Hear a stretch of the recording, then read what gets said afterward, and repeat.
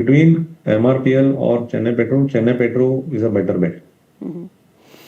चलिए आज इन्फोसिस के भी नतीजे हैं।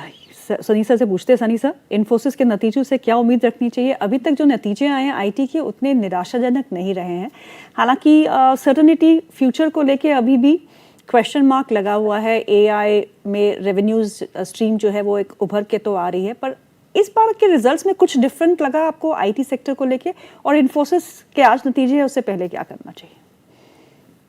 अगेन आई थिंक आपने सही कहा कि कोई निगेटिव सरप्राइज नहीं रहा था इस बार आईटी कंपनी के नतीजों में। और जो भी निगेटिविटी है एआई रिलेटेड अनसर्टेनिटी वो कहीं ना कहीं प्राइस में भी डिस्काउंटेड है। हम देख रहे हैं कि टीयर 1 आईटी कंपनी 12 से 14 के प्राइस तो अर्निंग मल्टीपल पर ट्रेड कर रही हैं। मिड कैप आईटी कंपनी जो एक वक्त 40 या 50 के पी मल्टीपल पर चलती थी वो घटकर 18-20 के पी मल्टीपल पर आ गई। तो I think negativity is already in price. और एट द सेम टाइम नतीजों से भी कहीं भी निगेटिव कमेंट्री निकल कर नहीं आ रही है। In fact most of the companies have improved on a sequential basis in terms of AI offering, इधर थ्रू इनऑर्गेनिक ग्रोथ स्ट्रेटेजी या ऑर्गेनिकली जो है बंडल्ड ऑफरिंग के थ्रू एक बेटर प्रपोजिशन क्लाइंट को ऑफर कर रहे हैं। तो I think nothing much to read into IT pack. Definitely on IT side platform businesses के नतीजे थोड़े बेहतर हैं। ओएफएसएस के हमने देखे कि कल नतीजे काफी अच्छे हैं। तानला प्लेटफॉर्म के नतीजे अच्छे हैं, हालांकि एक छोटी कंपनी है वहां भी। तो जो प्लेटफॉर्म बेस्ड या प्रोडक्ट बेस्ड कंपनीज हैं आईटी में वहाँ रिलेटिवली बेहतर अर्निंग आ रही है। इन्फोसिस के नतीजे से आई थिंक स्ट्रीट की कोई बहुत ज्यादा उम्मीदें है नहीं। तो आई थिंक अगर ऑन कमेंट्री साइड अगर डिमांड एनवायरमेंट थोड़ा बेहतर होते हुए लगता है इन्फोसिस के लिए तो हो सकता है, क्योंकि हमने देखा है कि विद इन सेगमेंट ऑल्सो कुछ क्लाइंट स्पेसिफिक इशू है। जैसे हमने केपीआईटी में देखा कि जो यूरोपियन ऑटो ईएम है उन्होंने अपने आईटी स्पेंड कट किए तो केपीआईटी को इम्पैक्ट हो गया।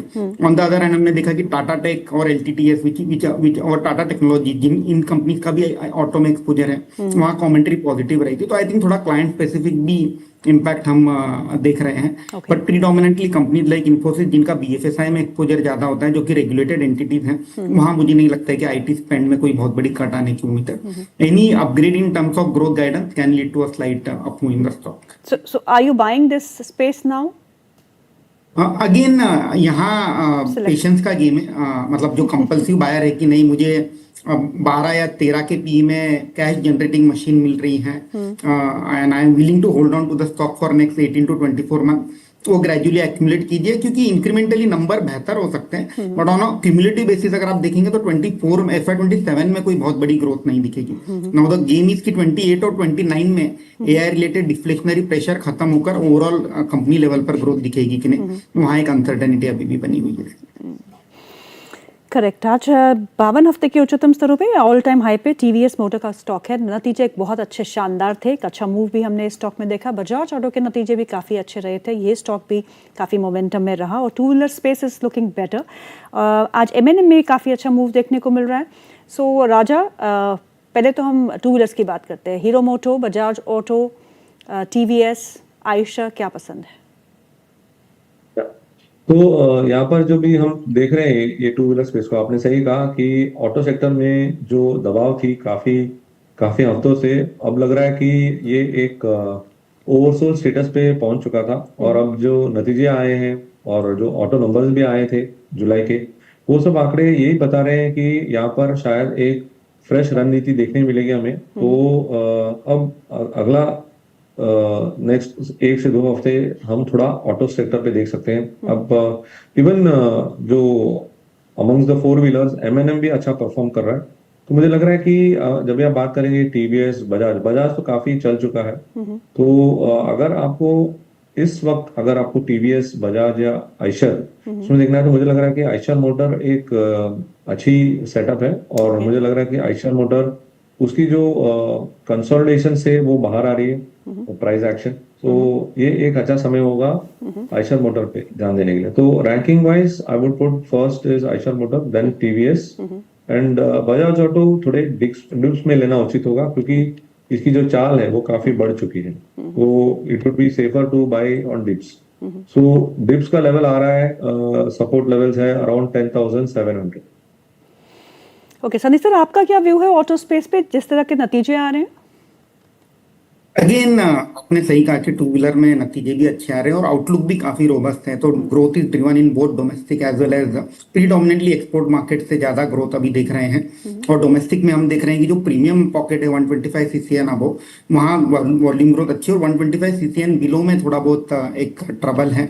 Eight the same time EV portfolio is doing well, तो both the incumbent player TVS और बजाज ऑटो दोनों ही अब टॉप टू प्लेयर बन चुके हैं in terms of market share. जी। तो आई थिंक ऑलराउंड ग्रोथ है for two wheeler, no doubt कि फुल ईयर आने वाले 2-3 क्वार्टर में भी नंबर्स अच्छी दिखेंगे। इवन पैसेंजर व्हीकल साइड थोड़ा सा हो सकता है कि ये क्वार्टर में मार्जिन प्रेशर आ सकता है, Correct. But having said that वहां भी एक रिलेटिवली बेटर वॉल्यूम ग्रोथ है, may be industry will grow at 5 to 7%। तो पैसेंजर व्हीकल, ट्रैक्टर में थोड़ा सा एक ओवरहैंग है क्योंकि मानसून थोड़ा Falling. पैची है। तो tractor is something where I don't know what will happen.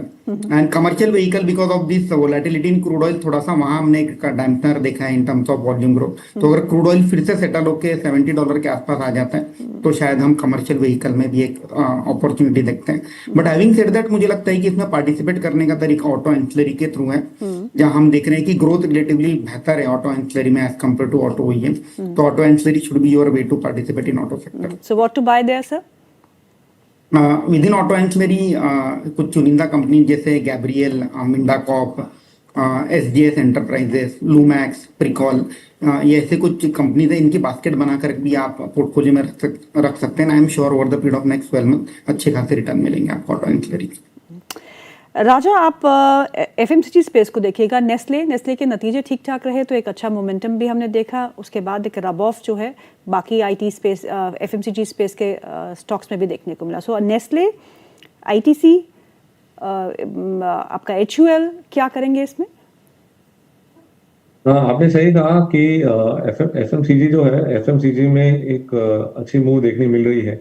But लेकिन अब इस वातावरण को देखते हुए यहाँ पर जो कंजम्पशन जो थियरी है, वो कंजम्पशन थियरी अब बैठ नहीं रही है हमारे मार्केट सिनेरियो में, और जिसकी वजह से मैं ये कहूंगा कि यस, नतीजे अच्छे हैं। उस दिन आपको जो मूवमेंट दिखा है वहां से आपको प्रॉफिट बुकिंग दिख रही है। और जब आप आईटीसी की बात करेंगे, डीमर्जर के बाद आईटीसी से ज्यादा उनके आईटीसी होटल्स और अच्छी तरह परफॉर्म कर रहे हैं। और ओवरऑल जो कंजम्पशन का जो सिनेरियो है, स्पेशली द हमारा जो मार्केट एनवायरनमेंट है और जिस प्रकार से कीमतें बढ़ी है, तो उसकी वजह से जो इम्पैक्ट कंटिन्यूसली हुआ है हमारे जो प्राइजेस में, जो being pass down to the consumers, तो उसकी वजह से मुझे लग रहा है कि जो कंजम्पशन का एरिया का जो रिकवरी है वो थोड़ा और डिले होगा। मुझे लग रहा है कि शायद ये साल के एंड तक ही हम कुछ इसमें रुझान देख पाएंगे। तो कंजम्पशन की जो प्ले है इज मोर ऑफ इंट्राडे, एक इन्वेस्टमेंट के तौर पे यहाँ पर अभी भी कोई मुझे रुझान नहीं दिख रहा है ऑन द कंजम्पशन स्पेस। आज पेपर स्टॉक्स में काफ़ी अच्छा सर्च देखने को मिला मॉर्निंग सेशन में। टीएनपीएल 11% ऊपर, west coast 3.5%, JK paper 7%, Andhra paper 7%। Paper space में आप अगर ट्रैक करते हैं राजा, तो कोई ऐसा चार्ट जो आपको लगता है कि होल्ड करेगा इन गेन्स को, या फिर आपको लगता है कि एक दिन की चांदनी फिर अंधेरी रात? हाँ, I would agree with your last part, क्योंकि बहुत बार ये जो न्यूज फ्लोज के बेसिस पे जो यहाँ पर आपको जो उछाल दिखता है, तो वो सिर्फ जिस दिन न्यूज आती है, इसके पहले भी मैंने ट्रैक किया है, जी। जो पेपर स्टॉक्स है जो जिस नॉर्मली मार्केट टार्स में आ जाते हैं, उसमें आपको एक इम्प्रेशन दिख जाता है प्राइजेस में, और उसके बाद एक लंबा दौर है कंसोलिडेशन का। तो जब आपके पास कंसोलिडेशन के लिए बहुत सारे स्टॉक्स ऑलरेडी कंसोलिडेशन में है, जो सेक्टर्स अच्छे परफॉर्म कर रहे हैं, उसमें आप इन्वेस्ट करेंगे तो अच्छा होगा, but not in the paper stocks. तो पेपर स्टॉक्स में yes, momentum is seen very briefly, तो यहाँ पर मैं अभी इन्वेस्ट नहीं करना चाहूँ। राजा, यू हैव टू लीव, तो आप बताइए कि प्रेफर्ड बेट्स आपके कौन से हैं? प्रेफर्ड बेट्स जो हमारे जो डिस्कशन हुए उसमें से मैं ऑटो स्टॉक्स में रहना पसंद करूंगा। और जैसे कि आपने सही कहा कि टू व्हीलर स्टॉक्स जो है, टीवीएस और आयशर मोटर दोनों अच्छे स्टॉक्स है, उस पे अभी नया रुझान देखने मिल रहा है, और मुझे लग रहा है कि आगे वाले दिनों में इसमें थोड़ी मोमेंटम दिखेगी। अभी हम फेस्टिव सीजन पे एंटर कर रहे हैं, तो उसकी थोड़ी रब ऑफ हो जाएगी और इसमें हम थोड़ा मोमेंटम देख पाएंगे। राजा, बहुत बहुत शुक्रिया आज प्रोग्राम में शामिल होने के लिए। Thank you so much for your time. Thank you so much for it.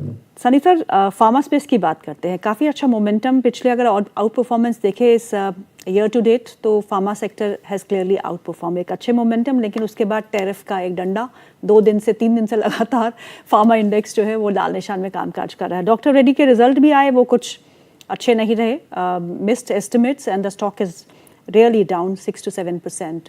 So pharma as a space आपको लुभाता है या नहीं, और दूसरा डॉक्टर रेड्डीज में इस गिरावट पे खरीदारी करनी है या फिर दूर रहना है? एंड देन टैरिफ का क्या सीन है? टैरिफ लगेंगे 2028 में सर, पता नहीं तब तक क्या होगा। यहाँ तो हर क्षण हर घंटा सब कुछ बदल जाता है। आई थिंक आपने सही कहा, कहीं ना कहीं टैरिफ जो है वो 2 साल बाद लगेंगे, और I am sure that will be closer to the end of the Trump's tenure. तो वहाँ रिविजन, और जिस तरह से मैनेजमेंट के इंटरव्यू भी सुन रहा था, everyone is of the view कि अगर टैरिफ लगते और हमें मैन्युफैक्चरिंग बेस वहाँ शिफ्ट करना होता है, the cost of drug will go up by 25, 30, 40%। तो अगेन उसका जो हर्जाना है वो यूएस कंज्यूमर को ही भरना है। तो मुझे नहीं लगता है कि it's a practical solution for in rights of human. तो मुझे ये टैरिफ जो है it's more of an tactical way to arm twist the country than bring on table to for further negotiation on other sector in terms of trade deal. तो I am hopeful कि tariff नहीं लगेंगे। Coming to overall pharma sector, yes आपने सही कहा कि इन अ volatile environment थोड़ा सा डिफेंसिव का भी काम करता है सेक्टर, और जो कहीं ना कहीं जो सेक्टर स्पेसिफिक कुछ कंपनी स्पेसिफिक जो अर्निंग्स है वो भी कहीं ना कहीं सपोर्ट कर रही है सेक्टर के ग्रोथ को। अगर आप डोमेस्टिक फार्मा मार्केट देखेंगे आईपीएम, वहाँ भी एक डबल डिजिट की ग्रोथ कंसिस्टेंटली हमने देखी है। अब्रॉड अगर आप देखते हैं फॉरेन टेरिटरी में, तो वहाँ भी प्राइसिंग का जो एक प्रेशर था वो कहीं ना कहीं कम होते हुए नजर आया। तो आई थिंक कुछ सिलेक्टिव प्ले जैसे जो सीडीएमओ में फोकस कर रहे हैं, वेट लॉस ड्रग, यहाँ थोड़ा अभी स्लो डाउन है जिसी के कारण डॉक्टर रेड्डी के नतीजे भी खराब आए। तो ऐसे कुछ जो चुनिंदा सेक्टर है वहाँ फोकस करना चाहिए। तो फ्यू पिक्स जैसे ऑब्वियसली फ्रॉम फ्रंटलाइन से लुपिन अच्छा लगता है हमें, मिड कैप स्पेस से Ajanta pharma is the one company which we like, and अगर कोई स्मॉलर साइज कंपनी में जाना चाहता है तो साई लाइफ साइंसेस, टेनोरस, ऐसी कुछ चुनिंदा कंपनीज को मैं पोर्टफोलियो में ऐड करना चाहूँगा। संदीप सर, एक आखिरी सवाल आपसे, तो markets are certainly rewarding earnings की क्वालिटी इस टाइम पे, सो ऐसे में कोई नई पोस्ट अर्निंग्स आपकी कोई इनिशिएशन है या कोई नया स्टॉक या कोई नया सेक्टर जो आपने आइडेंटिफाई किया हो? I think this time what we feel, हालांकि नतीजे आना स्टार्ट नहीं हुए हैं, जो रियल एस्टेट एंसिलरी जो सेक्टर है जैसे टाइल्स, प्लाईवुड, स्पेशली प्लाईवुड और एमडीएफ सेक्टर में हमें लगता है कि Q4 में ऐसे कुछ साइंस इमर्ज हुए थे कि जहाँ बॉटमिंग आउट के साइंस नजर आ रहे थे, और इसी के चलते कल ही हमने हमारे क्लाइंट को ग्रीन प्लाई इंडस्ट्री लेने के लिए रिकमेंड भी किया है। नतीजों के पहले Q4 में काफी स्ट्रॉन्ग नतीजे आए थे, और हमारी उम्मीद है कि ये जो ट्रैजेक्टरी है Q1 में भी जारी रहेगी। तो हमें लगता है कि आने वाले 2 सालों में जो प्रॉफिट है, जैसे पिछले साल 90 करोड़ का प्रॉफिट कंपनी ने दर्ज किया था, तो 2 सालों में प्रॉफिट 2.5 से 3 गुना भी हो सकता है। तो again it's a pre earning bet Greenply. अगर आप ट्रेडर है तो डेफिनेटली 5 या 10% का स्टॉप लॉस रखें, आप ग्रीन प्लाई पोर्टफोलियो में ऐड कर सकते हैं। सनी सर, बहुत बहुत शुक्रिया आज प्रोग्राम में शामिल होने के लिए। Thank you so much for your time, always a pleasure to host you sir. Thank you ma'am. Thank you.